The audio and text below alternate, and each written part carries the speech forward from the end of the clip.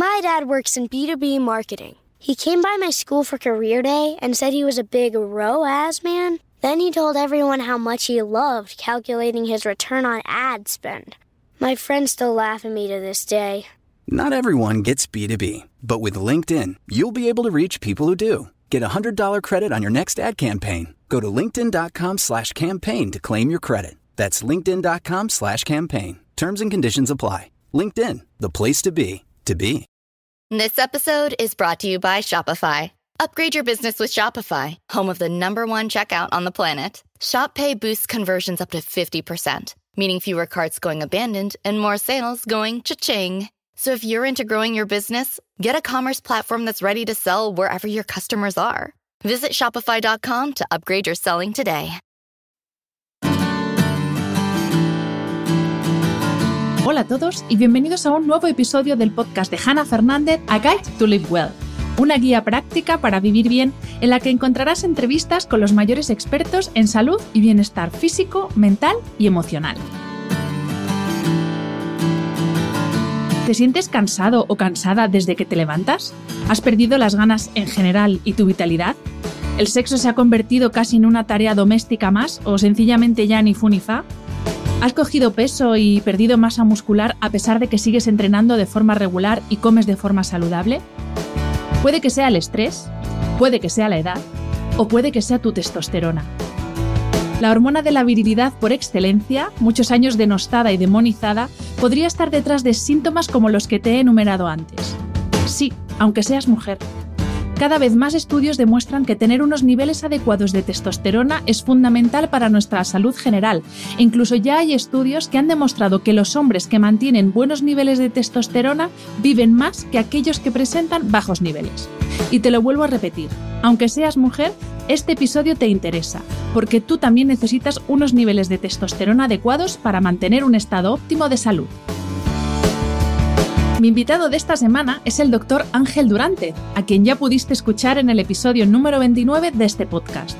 El Dr. Durante es uno de los pioneros en España de la medicina preventiva y proactiva para un envejecimiento saludable. Doctor en Medicina y Cirugía cum laude y especialista en Medicina de la Educación Física y del Deporte, el Dr. Durante es vocal de la Sociedad Española de Medicina Antienvejecimiento y Longevidad y miembro de la Sociedad Española de Medicina del Deporte y de la Asociación Española para el Estudio de la Menopausia. Antes de comenzar con la entrevista, quiero agradecer el apoyo del mecenas de este episodio que ya nos ha acompañado en semanas anteriores. Blue IU de Sanitas es el nuevo complemento digital del seguro médico de Sanitas que incorpora la más alta tecnología para ayudarnos en el cuidado de nuestra salud y la de toda la familia. Con este complemento tendrás a mano servicios digitales de salud a través de la app de Sanitas, que puedes conectar con los dispositivos que usas habitualmente, no solo el móvil, sino también pulseras de actividad y smartwatches. Así podrás realizar un seguimiento personalizado de tus objetivos de salud con la ayuda de un equipo de profesionales formado por médicos, psicólogos, nutricionistas y entrenadores personales. Contratando ahora un seguro de Sanitas tendrás de regalo todos los servicios digitales de Blue IU. Entra en su web blueiu.es para conocer en detalle todo lo que incluye este nuevo servicio y conecta ya con tu salud.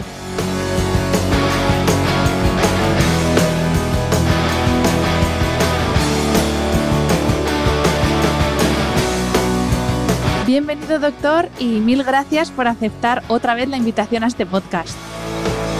Gracias a ti. Es un placer, Hannah, volver a estar contigo y poder hablar de estas cosas tan interesantes que nos traemos entre manos. Pues, Ángel, lo primero que te voy a preguntar es ¿qué es la testosterona? Un poco todo sobre la testosterona, porque, de hecho, si uno se va al diccionario de la RAE, ve que es la hormona producida por los testículos. Pero claro, la testosterona es mucho más. Entonces, te quiero preguntar, ¿qué es la testosterona? ¿Cómo la producimos y la regulamos? ¿Para qué sirve? Y sobre todo, la gran diferencia entre hombres y mujeres, porque hay muchas personas que todavía siguen pensando que la testosterona es de los hombres, que las mujeres no tenemos testosterona. Efectivamente, la testosterona es una hormona de hombres y mujeres. La única cuestión es que los niveles de producción y los niveles plasmáticos de testosterona en hombres pues son 10 veces superiores más o menos a los que tienen las mujeres, pero la testosterona es igualmente una hormona importante en las señoras pues que no es que marque la diferenciación clarísima de género, ¿no? que es lo que hace que los hombres seamos como somos, y igual que los estrógenos en las mujeres, pero tiene sus funciones importantes en las mujeres. No tanto como los hombres, tengo que decirlo también. Y por supuesto que se producen y alcanzan unos niveles máximos ahí en la juventud, la primera juventud, ¿no?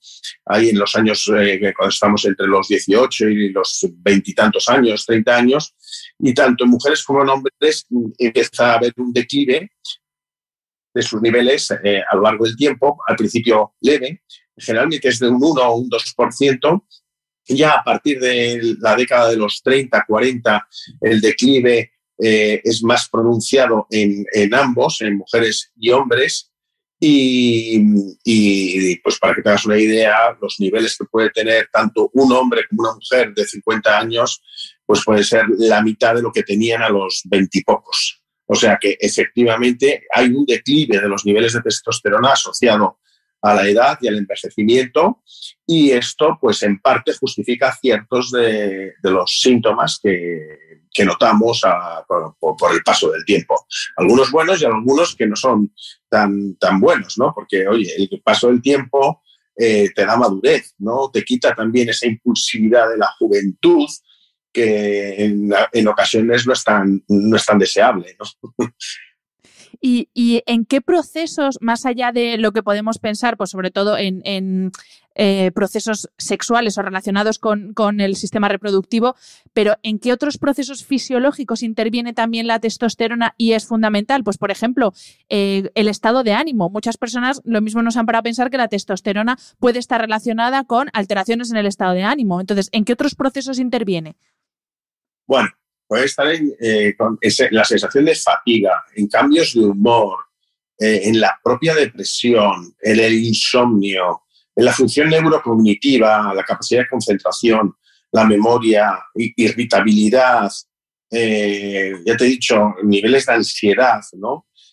Incluso migrañas, percepción del dolor, ¿no? Dolores articulares, e incluso fuera de lo percibido, en lo que son signos, puede tener también vinculación con los niveles de densidad mineral ósea, pues aumento de grasa visceral, reducción de la masa muscular, disminución de la capacidad de rendimiento físico.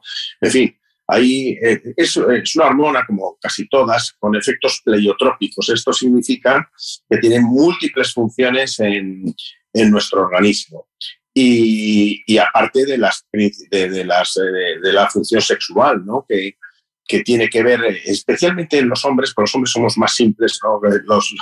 Los niveles de testosterona marcan mucho nuestra función sexual, tanto en la libido como en la disfunción eréctil, la eyaculación retardada, el volumen de eyaculación, la pérdida de erecciones matutinas, infertilidad.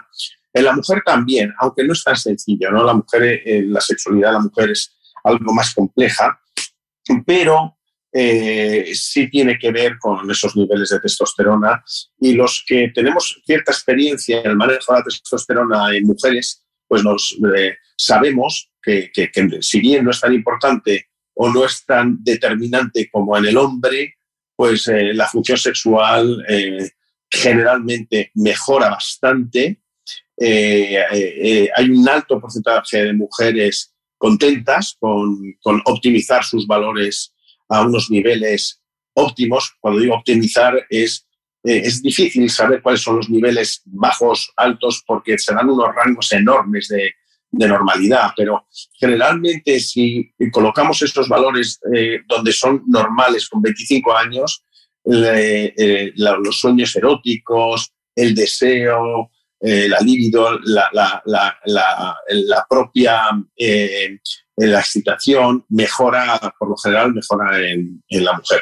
Hay bastantes estudios de esto, no es algo que sea medicina alternativa ni nada por el estilo. Hay montones de publicaciones. Si tú te metes en PubMed o en un buscador de estudios científicos y pones testosterone woman, te pueden salir pues unas cuantas cientos de miles de artículos, cientos de miles de artículos. Después vamos a entrar en el tema de tratamientos para mujer con testosterona, que es un tema tabú, y esto me sirve para mi siguiente pregunta. El título de este episodio precisamente es Testosterona, tema tabú, y es un título que te lo he tomado a ti prestado de una ponencia que hiciste en el último congreso de la SEMAL, de la que formas parte. Y precisamente hablabas de eso, de que la testosterona es una hormona totalmente denostada y que ha sido un tema tabú durante muchos años porque es un esteroide anabolizante, que ahora te voy a preguntar lo que es decir, que nos ayuda, ¿no?, a crecer. Ahora nos lo explicas, pero la hemos asociado siempre con el mundo del culturismo, mundo del dopaje, o sea, como si fuera algo malo. Y tú, precisamente en esa ponencia, lo que decías es que hemos tratado la testosterona como si fuera algo malo, como un tema tabú, cuando, como nos has explicado, es algo esencial para que todo funcione correctamente. Entonces, ¿qué quiere decir esto de que es esteroide anabolizante y por qué no tenemos que tener miedo a la testosterona? Bueno, lo primero es que hay un grupo de hormonas que se llaman las hormonas esteroideas y se llaman así porque tienen una determinada estructura química.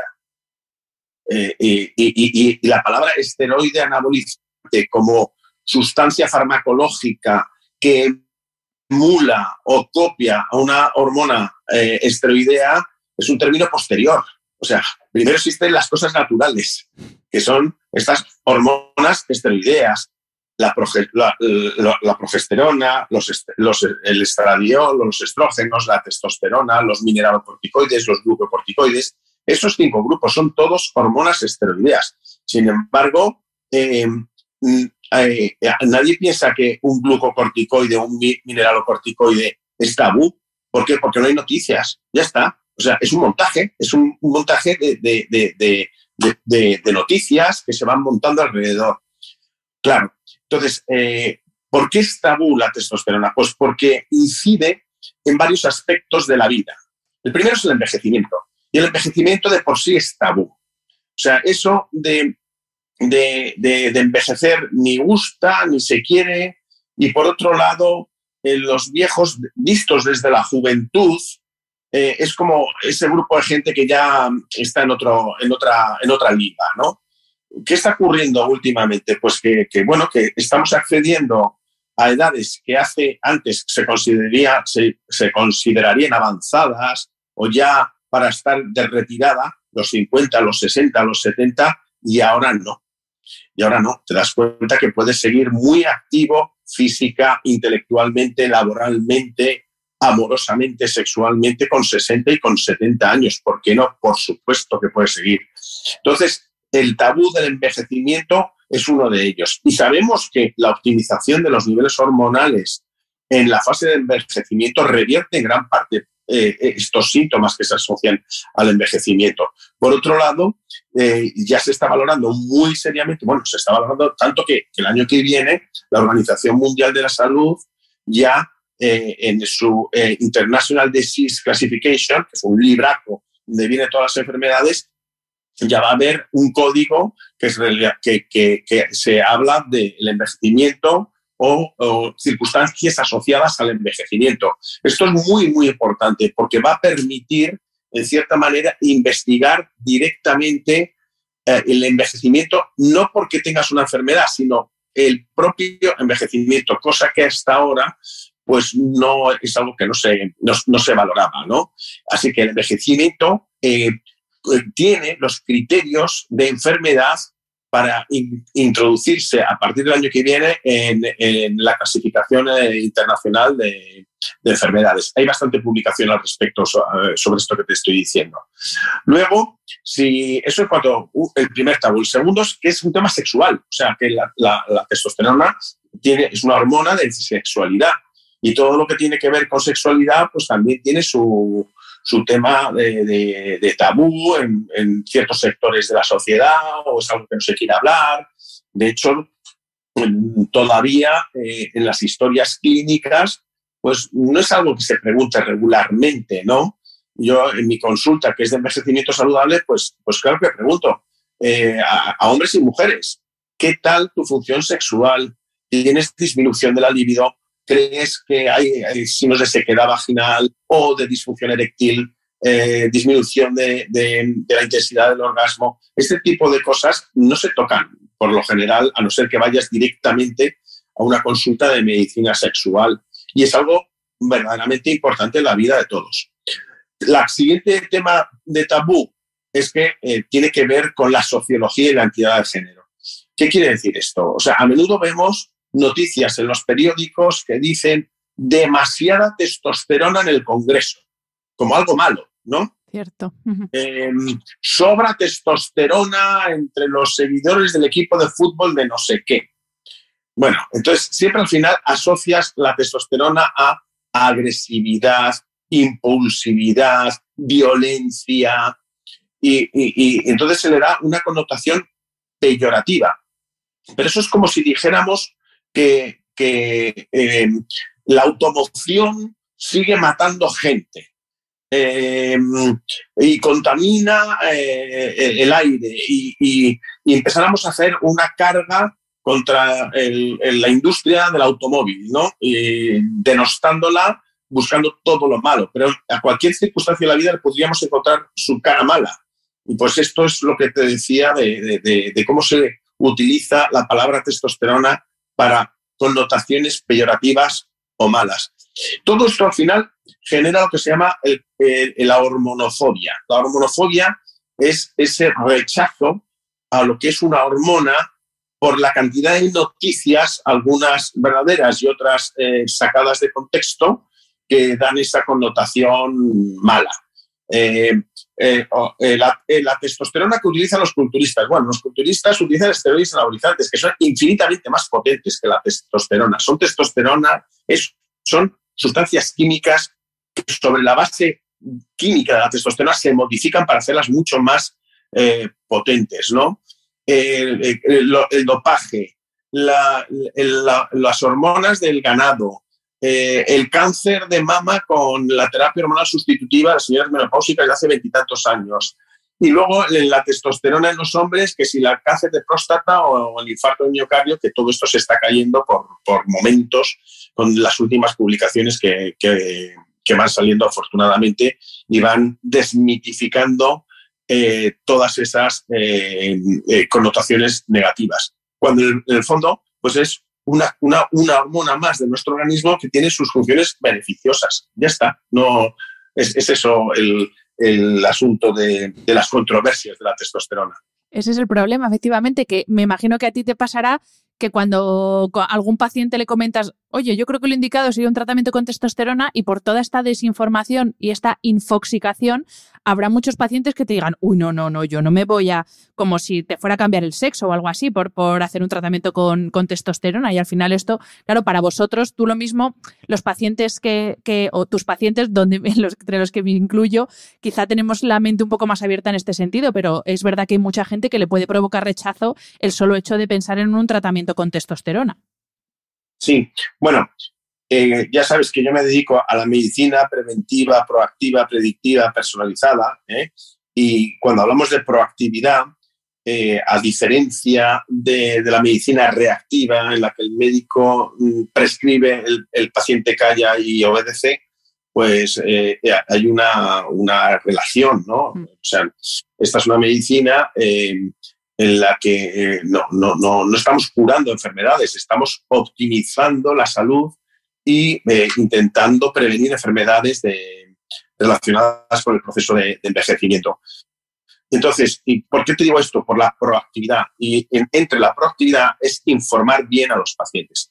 Así que es muy frecuente que yo sugiera la lectura de algún libro o de algún artículo que hay algunos que son muy densos, ¿no? Pero hay otros que se pueden digerir bastante fácilmente. Por ejemplo, con temas de testosterona hay un libro de una ginecóloga norteamericana que se llama Kathy Maupin, que la conozco personalmente, y que el libro se llama La hormona femenina secreta. Bueno, es un título un poco llamativo, ¿no?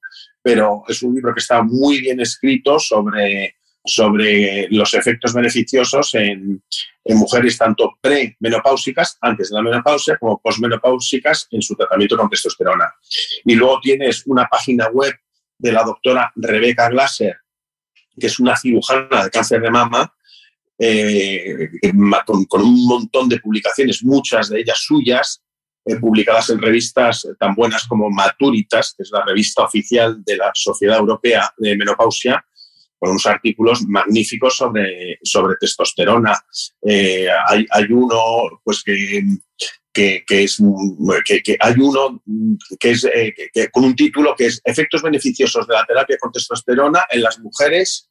Ese es el título, y es un artículo ya de un estudio antiguo. He hecho un ensayo clínico hecho por ella y por otras 2 doctoras, y te enumera en más de 300 mujeres premenopáusicas, posmenopáusicas, las escalas de fatiga, del líbido, los síntomas de sofocos, el insomnio, y te valora todos sus beneficios. Es lo que te decía antes, que hay bastantes publicaciones con respecto a esto.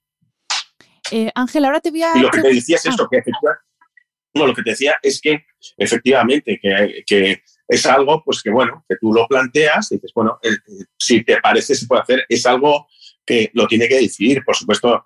Ahora, te digo también que cada vez, yo ya llevo 10 años desde que me formé en Estados Unidos en la rama de la medicina para el envejecimiento saludable, pero vamos, cada vez veo más señoras que llegan a mi clínica que llevan prescrita la testosterona por sus ginecólogos. Oye, y eso hace 10 años no pasaba y ya empieza a pasar. También te diré que la testosterona en señoras en España está aprobada, ¿eh? O sea, hay un fármaco, el que lo que pasa que no existe, ya no existe, que se llamaba, y eran unos parches de testosterona que se llamaba Intrinsa, lo que quiere decir que el principio activa sí está aprobado, su uso en mujeres. Lo que ocurrió es que como no se prescribía, pues no siguió adelante el tema este y ahora mismo si se prescribe tiene que ser pues con formulación magistral. Ángel, te voy a plantear ahora un par de ámbitos, en concreto el ámbito de desarrollo muscular y acumulación de tejido óseo, lo he metido todo en el mismo, bueno, y de hecho voy a meter una tercera pata que es salud ósea. Y por otro lado vamos a hablar de cerebro. Vamos por partes. Vamos a ver primero cómo influye o cómo determina tener niveles bajos o demasiado bajos o inadecuados, no sé cómo quieres que lo llamemos, de testosterona, que de hecho es un síndrome, ¿no? Como tal, está prescrito como tal un síndrome de... Bueno, me sale en inglés, en castellano no sé cómo se llama exactamente, pero te quería preguntar más allá de cómo afecta sobre todo a toda la parte sexual y toda la parte salud reproductiva, que eso quizá lo tenemos, es más familiar para todos, pero cómo nos afecta concretamente en el desarrollo de la masa muscular, la acumulación del tejido graso y la salud ósea, porque al final todo esto también está muy relacionado con ejercicio físico, por eso he metido estas 3 cosas en el mismo saco. Primero, ¿cómo nos afecta en estos 3 aspectos?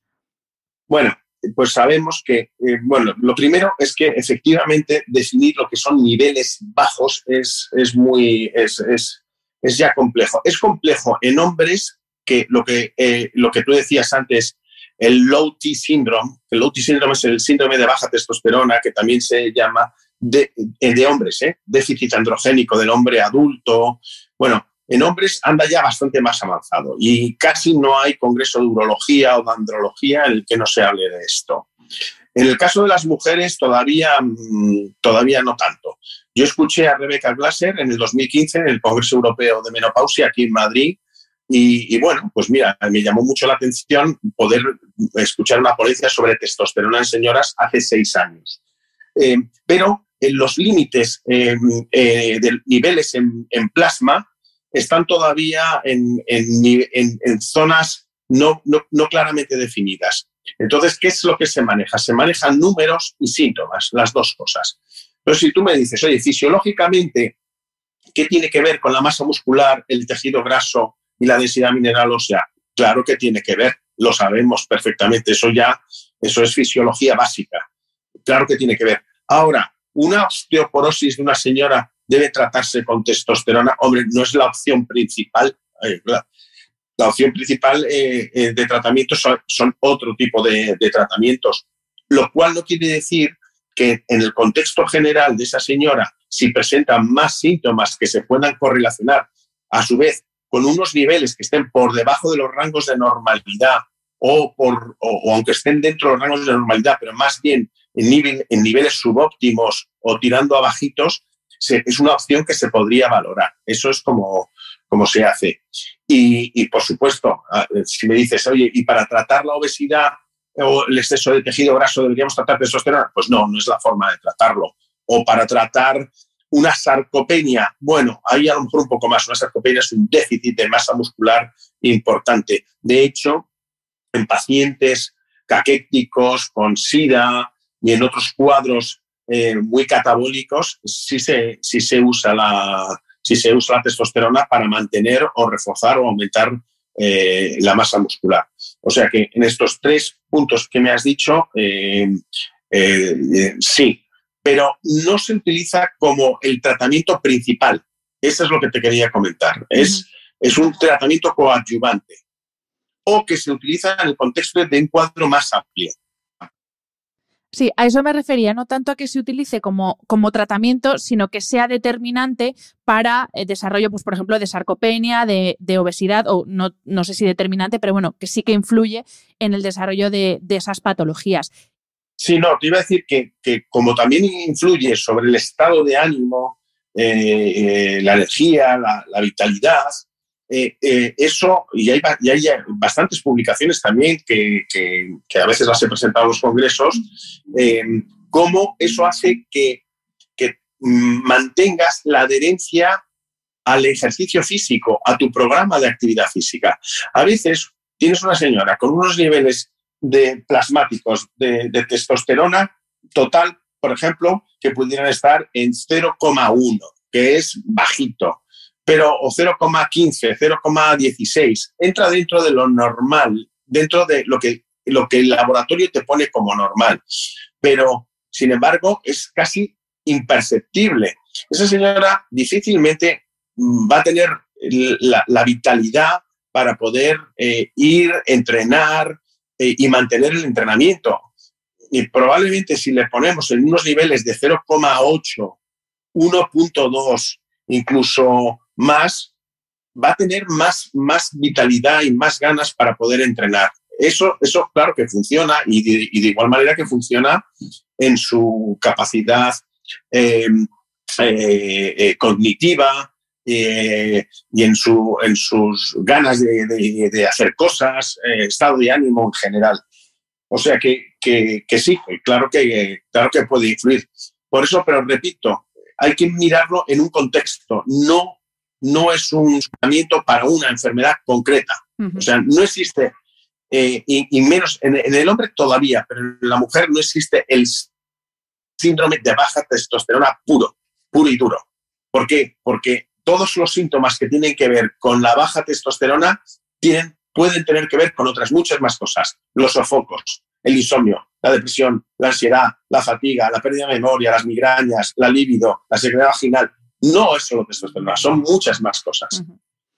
Has adelantado precisamente algunos aspectos cognitivos, que era la segunda parte de esta pregunta. ¿Cómo afecta el tener unos niveles bajos de testosterona tanto a capacidades cognitivas como, no sé, incluso para la toma de decisiones, la memoria, tú lo has dicho, también en cuanto a cómo actuamos y pensamos? Has dicho antes, uno de los puntos tabú que nos decías antes es que se asocia con una mayor impulsividad, una mayor agresividad. Pero, de nuevo, ¿cómo nos afectan esos niveles bajos en tanto cómo actuamos como en cómo pensamos?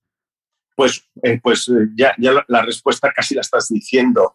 Es apatía, falta de autoestima, disminución de la vitalidad, y la propia disminución de impulso, lo contrario a la impulsividad, que es pues el no hacer nada, la apatía, la falta de vitalidad.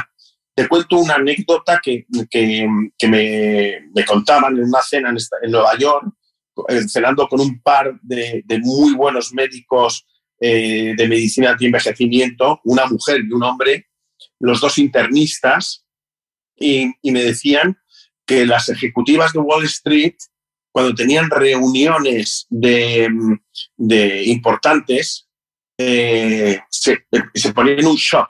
Un shot es una inyección de testosterona, que era, bueno, es una práctica no médica, pero que lo hacían como una manera de subir sus niveles plasmáticos de testosterona para conseguir ese estado más parecido al de sus colegas con los que iban a tener reuniones de este estilo. ¿Ya? No quiero decir que esto se deba hacer, ¿no? Pero era una anécdota que me dejó marcado hace 10 años allí en Nueva York. Pero diciendo de otra manera, mira, hay un psiquiatra buenísimo que se llama Daniel Amen, como Amén, ¿no? Y muy conocido también en Estados Unidos. Y él, en la base de sus terapias para depresión, ansiedad y estrés, siempre te tiene puesto una optimización hormonal. No solo habla de testosterona, pero hormona tiroidea, testosterona, pregnenolona, progesterona, melatonina. O sea, maneja muchísimo esto junto con los estilos saludables de vida, el entrenamiento, la nutrición, el aporte proteico, y tiene mucho éxito y hace todo lo posible por no tirar de psicofármacos. Justamente, qué bien que sacas este tema, porque yo también había leído que algunos de los síntomas propios de la depresión coinciden con síntomas de bajos niveles de testosterona. Y en este caso, incluso para colegas médicos tuyos que nos puedan estar escuchando, que no están tan familiarizados con todo el tema de las terapias hormonales, ¿cómo distinguir entre una depresión pura y esos síntomas que son propios de unos niveles bajos y no de un estado depresivo? No, es que no es distinguir. O sea, la depresión es la depresión. Puedes además, si tú a la persona depresiva le ves que tiene unos bajos niveles de testosterona y se lo optimizas, vas a ayudar a la mejora de la depresión. Uh-huh. O sea, no hay una depresión por baja testosterona y una depresión por no baja testosterona. La depresión es la depresión. Uh-huh. Y puede ser endógena, exógena, por causas conocidas, causas desconocidas. Y la mejora de los niveles de testosterona puede ayudarte a mejorar la depresión. Sí, no me refería a que sea la causa, sino que comparten síntomas y que puede haber confusión entre uno y otro porque tienen síntomas similares, no que sea la causa, efectivamente. Ya, pero, o sea, de igual manera que te dije antes que la testosterona no es la forma de tratar una obesidad, uh-huh, o la forma de tratar una osteoporosis, tampoco es la forma de tratar directamente una depresión, sino que es un tratamiento coadyuvante. Sí. Y no quiere decir que tú, o sea, sí, si tienes un hipogonadismo franco, pues subir tus niveles de testosterona va a mejorar tu estado de ánimo, sin duda. Pero también, si tú tienes una depresión exógena por una causa conocida, el mejorar tus niveles de testosterona te va a venir bien. Sí. Y eso te lo digo por experiencia propia. O sea, yo sí lo he hecho, he tenido un cuadro de este estilo, y el mejorar mis niveles de esteroides anabolizantes, de hormonas esteroideas anabolizantes como la de hidroepiandrosterona y la testosterona, se nota y mucho. Uh-huh. Y Ángel, otra de las cosas que también he leído es que los síntomas de tener bajos niveles de testosterona, claro, coinciden con síntomas propios del envejecimiento. Entonces, mi pregunta es, uno como paciente, ¿qué debe entender por normal? Y qué debe, porque claro, yo te estoy oyendo y digo, o sea, dame testosterona, pero en vena ahora mismo, porque yo quiero estar como cuando tenía 20 años. Entonces, ¿qué es lo que tenemos que entender como un síntoma propio del envejecimiento normal que debemos asumir y qué síntomas podemos mejorar? Para que tampoco se entienda que la testosterona es la panacea para solucionar todos los males, que tampoco es eso. Entonces, Claro, pues no, lo primero es que dime tú a mí qué síntomas debemos asumir del envejecimiento. Cuéntamelos, porque yo no quiero asumir ninguno. No, claro, visto así, ninguno. Claro, es que si me dices, no, es que no estamos en eso. Oiga, usted es que ya tiene 55 años, ¿y qué quiere? ¿Y qué quiere? Pues oye, mira, yo lo que quiero es seguir estando bien, que no me duela todo y poderme levantar por la mañana con un buen estado de ánimo y con ganas de estar contento, de ir a mi trabajo, de pasarlo bien. Eso es lo que quiero. O sea, yo creo que poca gente quiere envejecer y pasarlo mal y perder vitalidad, estar cansada, dormir mal y todo esto. Así que, o sea, y ahora, si me dices, ¿cuáles de estos son debidos a la disminución de la testosterona? Pues son debidos a la disminución de la testosterona, a la senescencia replicativa, a la oxidación, a la metilación, a la disminución también de la melatonina, a la disminución del estradiol, a la disminución de todo. Ese es el propio envejecimiento. Uh-huh. Y los síntomas del envejecimiento no se producen solo por la bajada de testosterona, se producen por todas las causas del envejecimiento. La cuestión es que el declive hormonal, la reversión del declive hormonal o la optimización de los niveles hormonales sí revierte en gran parte esa sintomatología. Si nos vamos a otras actuaciones directas para el envejecimiento, yo qué sé, te voy a decir, por ejemplo, la utilización de algún antioxidante o la metformina, que está tan de moda ahora como un simulador del ayuno intermitente y de la activación de las vías metabólicas adecuadas para la producción de sirtuinas. Pues probablemente no vas a notar en ti algo tan llamativo como una normalización, entre comillas, o una optimización de tus niveles hormonales.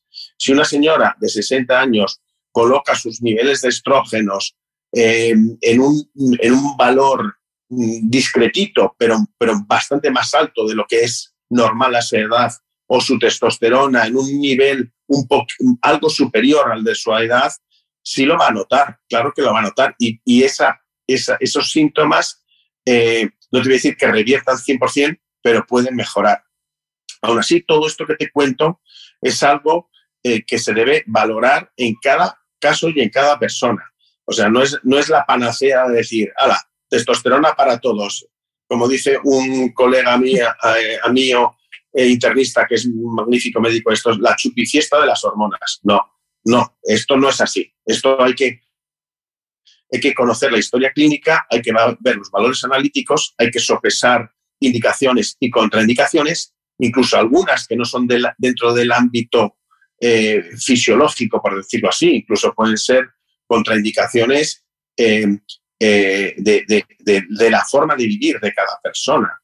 Entonces, oye, tú a lo mejor tienes una persona que no es adecuado prescribirle, una mujer no es adecuado prescribirle testosterona. Te podría contar varios casos reales en los que no se hace o no se ha hecho, aunque a lo mejor la sintomatología y los niveles te lo podrían sugerir, pero no es apropiado hacerlo en sus circunstancias de vida en ese momento, ¿no? Pues por eso te digo que hay que valorar muchos aspectos, no es una correlación en una sola dirección. Uh-huh. Tengo esto, me pongo esto, se resuelve esto. Uh-huh. Y a propósito de tratamientos, ¿qué hay disponible en el mercado? Me refiero sobre todo al formato, porque claro, uno piensa en tratamiento con hormonas y yo por lo menos automáticamente pienso en inyección, pero hay otros formatos. Entonces, en cuanto a los tratamientos de testosterona, ¿qué hay ahora mismo? Pues en mujeres ya te he dicho que no hubo un fármaco aprobado que se llamaba Intrinsa, que era un parche, era un tratamiento tópico. Ahora mismo no hay ningún fármaco aprobado, no aprobado, sino comercializado de testosterona en la mujer. Así que lo que se puede hacer es lo que se llama una prescripción fuera de prospecto, utilizar dosis pequeñitas de algún gel que esté aprobado en hombres o hacer formulación magistral de testosterona. La formulación magistral es que se fabrica para ti concretamente según una receta específica en las dosis que el médico decide y se hace en una crema o se puede hacer en un pellet. Un pellet es un implante subcutáneo, son como una especie de granitos de arroz que llevan dentro la testosterona y produce una liberación lenta y sostenida a lo largo de un tiempo que suele ser entre 3 y 5 o 6 meses y va liberando poquito a poco la testosterona. Y es la forma de hacerlo. O sea, básicamente en una mujer sería por uso tópico, en piel o mucosas y por pellet. Y no suele haber inyecciones. Algunos colegas sí tengo constancia de que ponen dosis muy pequeñitas inyectables, pero por lo menos yo no lo hago así y yo suelo utilizar el uso tópico en piel. ¿Y existen riesgos de los tratamientos con testosterona, riesgos reales y no riesgos que ya se ha demostrado científicamente que no son verdad, como esa asociación que se hacía de el tratamiento con testosterona y el cáncer de próstata en hombres? ¿Hay riesgos reales o no hay riesgos, sino posibles efectos secundarios en el tratamiento tanto en hombres como en mujeres? Bueno, sí hay que conocerlo. Por ejemplo, en hombres, empiezo por las mujeres. Vale. Realmente, como las dosis son bastante pequeñitas, las que se deben de utilizar, ¿no? El efecto secundario principal puede ser el hirsutismo. El hirsutismo es el aumento de vello en la zona de aplicación o incluso, a lo mejor, pues se puede tornar perilabial, ¿no? Alrededor del labio, que aumenta un poco el pelillo que se ve ahí. Esto es muy dosis dependiente. Depende mucho de la dosis y de los niveles y también depende de la sensibilidad de los receptores del folículo piloso de cada persona, porque hay mujeres en las que no se les produce nada y hay otras en las que se les produce más. En cuanto a la zona de aplicación, pues yo suelo prescribir en la parte interna del tobillo hacia la planta del pie, donde es una zona donde no hay folículo piloso, entonces difícilmente te va a salir vello ahí. Si tú lo aplicas en la cara interna del muslo, es más fácil que te salga vello en esa zona y, por supuesto, no se pone en la cara, ¿no? Y si es con un pellet, pues puede pasar lo mismo si las dosis son muy altas, ¿no? Que salga algo de vello. En cuanto, para que llegues a signos de virilización es que notes pérdida de grasa excesiva, disminución del tamaño de las mamas, más vello mucho más vello de lo normal, gravedad en la voz, es que, eso es porque se está tratando con dosis altísimas. Para que eso ocurra, tiene que ser con dosis muy, muy altas, que no es el caso, no estamos hablando de esto. Y poco más. O sea, hombre, también puedes considerar que el aumento de la libido sea un efecto secundario indeseable, que de igual manera puede ser deseable o indeseable. Un aumento del tamaño del clítoris puede ocurrir también alguna vez, o una excesiva sensibilidad del clítoris, ¿no? Aumenta demasiado la sensibilidad, pocas veces, pero yo sí he tenido experiencia con esto. Y eso en cuanto a mujeres. Cierta retención de líquido. Entonces, eso sí hay que valorarlo porque no es un efecto deseado en las mujeres, la retención de líquido, pero esto es muy fácil de manejar médicamente, ¿no? O sea, sabemos que hay que utilizar para evitar las retenciones de líquido. Y en el hombre, como se suelen utilizar dosis más altas y sí hay inyectables, hay que vigilar bastante los niveles de hematocrito, la producción de glóbulos rojos, que se puede elevar, se produce lo que se llama una eritrocitosis fisiológica, que, bueno, no sabiéndola manejar no es algo excesivamente preocupante. Si son dosis altas y muy mantenidas en el tiempo, disminución del tamaño de los testículos, puede disminuye de hecho la producción de espermatozoide, por lo tanto el tratamiento con testosterona no está indicado en hombres en edad fértil, en edad reproductiva o que quieran tener hijos, es más bien para los hombres que ya han terminado su fase fértil y que sus niveles de testosterona son bajos o subóptimos y tienen síntomas del low T syndrome, de este síndrome de baja testosterona. Y bueno, y para situaciones de aumento de la agresividad y todo eso, tiene que ser dosis muy altas. O sea, efectivamente, tanto en mujeres como en hombres, pues si son dosis altísimas, pues puede aumentar la agresividad, la impulsividad, estas cosas que habíamos hablado antes, ¿no? Uh-huh. Y en cuanto a la enfermedad cardiovascular y el cáncer de próstata, pues bueno, hay revisiones muy recientes, muy bonitas, muy interesantes de cómo se ha ido desmitificando todo esto. En cuanto a enfermedad cardiovascular, hay ya bastantes estudios que demuestran que los niveles bajos se relacionan con mayor mortalidad cardiovascular y los niveles bajos de testosterona se relacionan con mayor presencia de cáncer de próstata. Fíjate. Uno de los profesores que más publica sobre esto se llama Abraham Morgenthaler, es profesor de urología en Harvard y tiene más de 170 publicaciones sobre todo esto. Precisamente fue él quien en el año 2002 publicó en el New England Journal of Medicine, desmitificó a la testosterona como causante de cáncer de próstata, que era algo que se llevaba arrastrando desde 1941 por unos estudios de Charles B. Huggins, un médico de aquella época, al cual se le dio un premio Nobel, y eran unos estudios que estaban hechos sobre 3 casos. Tú fíjate, dar un premio Nobel sobre 3 casos nada más. Morgenthaler sacó toda aquella investigación, le dio una vuelta y dijo, ¿pero qué es esto? ¿Qué hemos fundamentado un dogma urológico durante 70 años, casi 70 años, basado en un estudio que se interpretó mal? Y a partir de ahí, del 2002, con esta publicación del New England Journal, pues bueno, ya hay una evolución importante hasta tal punto que ahora mismo ya se están tratando pacientes con cáncer de próstata diagnosticado tras un año de control correcto con testosterona. O sea, se les trata con testosterona para mejorar su calidad de vida, cosa que hace unos pocos años era poco menos que un pecado. ¿Cómo se ha dado la vuelta a la tortilla, Madre mía. Pues Ángel, para terminar la entrevista, bueno, te he llamado de todas las formas posibles, doctor Ángel, doctor Durante, porque claro, a mí se me mezcla aquí la parte entrevistadora con la parte paciente. ¿Qué hace las personas que nos están escuchando que notan que tienen o que perciben que tienen síntomas que coinciden con lo que han escuchado en este episodio, como me pasó a mí cuando recurrí a ti?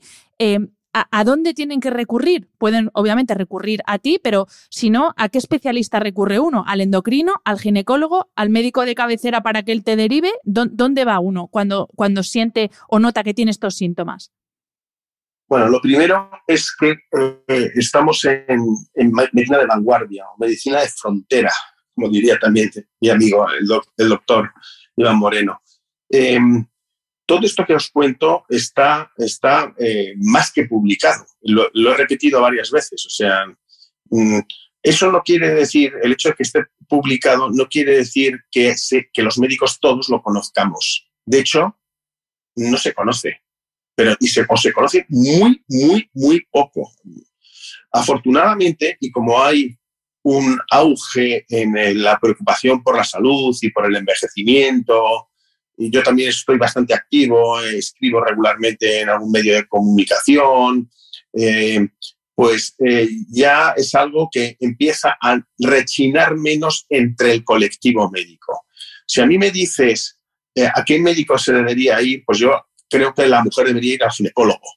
Ahora, bien, es muy probable que la mayoría de los ginecólogos se queden sorprendidísimos con esto. Pero ya te he dicho antes que cada vez veo más pacientes que vienen a mi clínica con su tratamiento de testosterona puesta por su ginecólogo. Ojo, por su ginecólogo.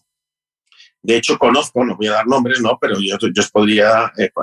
tengo amigos y amigas ginecólogas que yo mismo les introduje en este mundo y fuimos a escuchar a Rebecca Glaser al europeo del 2015 y a base de estudiar y de leer la literatura científica, pues te vas dando cuenta que es un tratamiento que existe y que tiene sus indicaciones y sus virtudes, ¿no? Así que si me dices, pues mujeres, ginecólogo, hombres, teóricamente sería el urólogo, ¿no? También hay endocrinos que están abiertos a esto.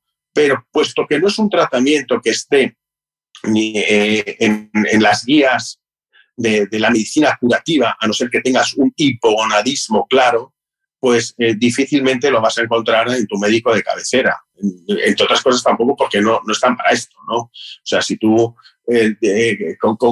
vas con unos síntomas tan vagos, tan genéricos como son los que estamos hablando, pues lo más probable es que te miren a ver si estás anémico o tienes un hipotiroidismo, poco más.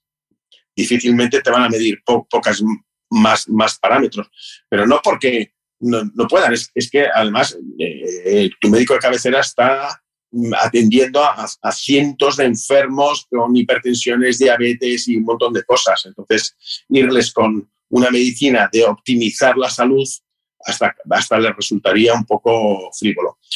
En conclusión, ¿qué te diría? Buscaría un poquito porque a poco que busques vas a encontrar. Ya hay bastantes buenos profesionales en el país de distintas especialidades. Ya te he dicho que hay ginecólogos, internistas, médicos de familia, endocrinos, algunos que nos dedicamos al envejecimiento que manejan bien la terapia de optimización hormonal. Pues con eso nos quedamos, Ángel. Bueno, como todo, aunque vayamos un poquito más despacio, me alegra escuchar que poco a poco más profesionales están formándose en esto, claro, están porque eso además es un tema que no es que lleve muchísimos años, sino que también vosotros lo vais desarrollando, ¿no? Un poco, no quiero decir sobre la marcha, pero que son estudios, pues nos has explicado antes, hemos pasado de pensar que provocaba cáncer de próstata a utilizarse como tratamiento en pacientes con cáncer. Entonces, bueno, es algo que poco a poco se va introduciendo y afortunadamente también hay médicos como tú que vais un poco más a la vanguardia y que vais abriendo camino en estos temas que hasta ahora han sido tabú. Así que, bueno, sí, perdona. Mira, precisamente mañana como con una doctora que es cirujano plástico y que se quería formar en esto y me dice, oye, ya he ido a Estados Unidos a hacerme el primer nivel de terapia de optimización hormonal que me comentaste. Quiero hablar contigo para esto. Mira, y esta señora, pues probablemente cuando termine de hacer sus 4 o 5 niveles que tiene esa formación, pues será una más que va a estar en ello. En este caso es una cirujano plástico, pero bueno, es en la medicina. Mira, una de las cosas que dice Morgenthaler sobre las controversias de la testosterona es que pertenece a demasiados especialistas. O sea, que demasiados especialistas tiran hacia su territorio de ella, ¿sabes? Cuando en realidad es buena para muchas cosas. Ya te he dicho que la puede utilizar un psiquiatra, la puede utilizar un ginecólogo, la puede utilizar un urólogo o un internista. O sea, lo puede utilizar muchas. No es de ningún modo de decirme, oye, ¿y el paracetamol de qué especialidad es? O la cipromicina, ¿de qué especialidad es? Bueno, es de la medicina, no es de ninguna especialidad. Pues Ángel, lo dicho, millones de gracias por dedicarnos otro rato para este podcast y bueno, ya te espero para que volvamos a hablar de envejecimiento, de longevidad, porque bueno, en el Congreso de SEMAL hablaron de muchas cosas muy interesantes y ya te emplazo aquí para que estés de nuevo en los próximos meses con nosotros y nos hables de todo lo nuevo que se está introduciendo en el mundo tan apasionante de la medicina antienvejecimiento y longevidad. Porque sí que es verdad que nos quedamos en el antienvejecimiento como si fuera un anti-aging, como una crema, y no, esto también no es tanto evitar que nos hagamos mayores, que es algo inevitable, sino que nos hagamos mayores en las mejores condiciones posibles, que es a lo que tú también te dedicas. Así que, de nuevo, millones de gracias por tu tiempo. Gracias a ti y cuando quieras me vuelves a llamar y hablamos de lo que te apetezca, del envejecer, las nuevas tendencias para la longevidad o nutrición, ejercicio, cualquiera de los temas que te apetezca. Muchísimas gracias. Este programa de podcast es independiente y en abierto gracias al apoyo económico de marcas que apuestan por mi trabajo y confían en mí para ayudarles a comunicar su mensaje. Los expertos que aceptan mi invitación a intervenir en este programa no tienen ningún tipo de vinculación con dichas marcas a menos que se especifique lo contrario. Todo el contenido de mi podcast, blog o redes sociales que haya sido patrocinado irá acreditado como tal. Y si quieres alguna aclaración adicional, siempre puedes escribirme a hana@hanafernandez.es. Espero que hayas disfrutado del episodio. Me ayuda mucho conocer tu opinión y tus sugerencias para este programa. Si quieres escribirme, puedes hacerlo a través de mi página web hanafernandez.es, donde encontrarás las notas sobre cada episodio y recursos adicionales. Y también puedes hacerlo en mi cuenta de Instagram hanafr. Mil gracias por estar al otro lado. Nos escuchamos en el próximo episodio.